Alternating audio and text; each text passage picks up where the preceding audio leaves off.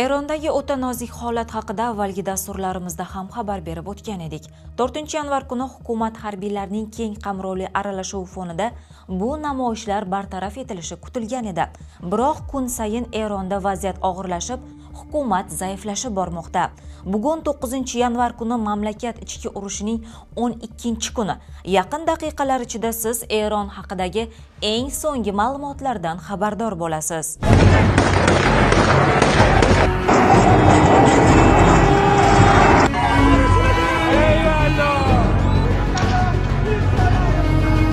Erondagi islomiy hokimiyatga qarshi norozilik namoyishlari kengayib bormoqda. Faollar buni hokimiyat bilan to'qnashuvning yangi bosqichi deb atashmoqda. Noroziliklarga yangi shahar, qishloqlar, turli ijtimoiy guruhlar qo'shilyapti.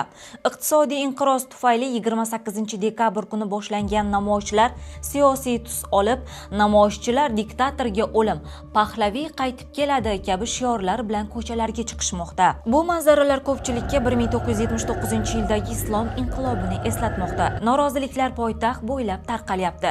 Eng yirik namoyishlardan biri G'arbiy Erondagi Abada shahrida kuzatildi. U yerda markaziy ko'cha namoyishchilar bilan to'lib ketgan.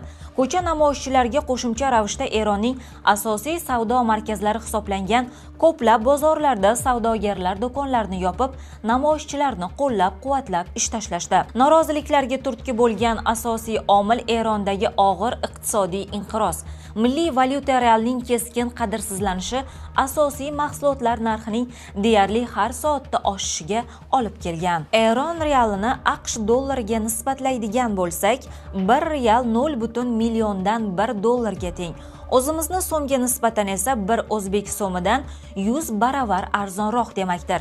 Ya'ni 1 real 0,112 so'mga teng. Yana ham aniqroq xalqchil tilda tushuntiradigan bo'lsak, 12 tiyin 1 realga teng bo'lmoqda. Norozilik kengaygani sari ayrim shaharlarda xavfsizlik kuchlari bilan to'qnashuvlar tobora ko'proq kuzatilmoqda. Xavfsizlik kuchlari dubinka, ko'zdan yosh oqizuvchi gaz va hatto o'q-dorilardan foydalanmoqda. Mamlakat ichidagi faollarning aytishicha, butun mamlakat bo'ylab bo'layotgan namoyishlar ko'plab eronliklar Xomaniyning tizimdan ketishini istayotganligini ko'rsatmoqda.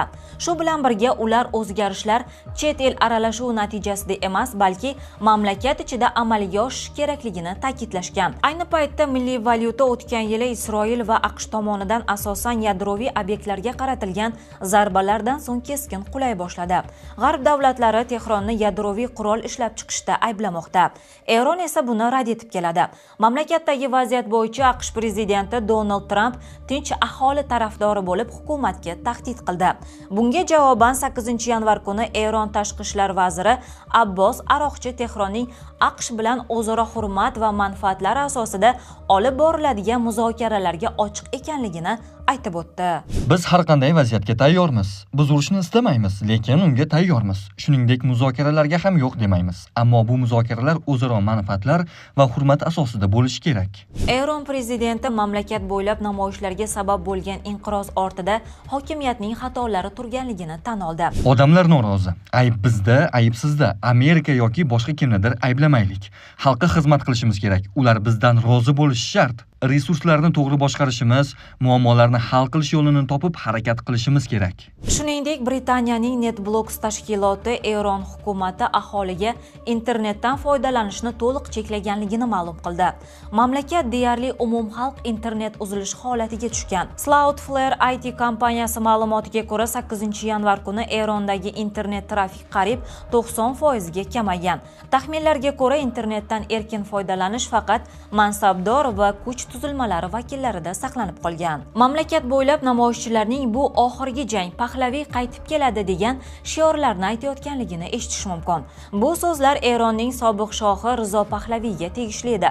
Pahlaviy 40 yildan ortiq vaqtdan beri muhojirlikda yashab kelmoqda.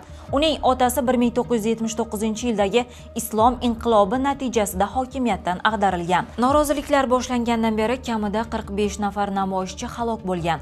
Ular orasida 8 nafar voyaga yetmaganlar ham bor. Jarohatlanganlar soni esa kun sayin ortib bormoqda. Eron fonida eng so'nggi yangiliklarni Qalampir.uz da kuzatishni davom eting.